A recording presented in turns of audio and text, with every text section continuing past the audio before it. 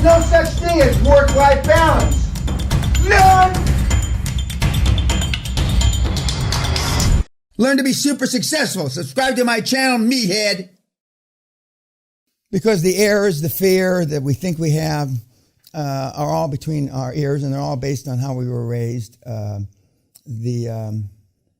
I was growing up, fortunately, I was in grammar school. I was the biggest kid on the campus, on the grammar school, from 0 to 7th grade. I was the biggest kid. So I never got bullied or any of that kind of thing. And kids that used to get bullied used to come to me and say, hey, Danny, you know, you're my friend. Even though I didn't even know the kid's name, so-and-so is bullying me. And so I saw bullying from that angle. I never saw being bullied. And that's why it's very difficult, if not impossible, for me to understand how you get bullied on Facebook.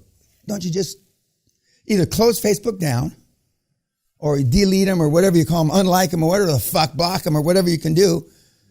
But no, they sit there week after week, month after month getting abused because they engage in self-sabotaging activity.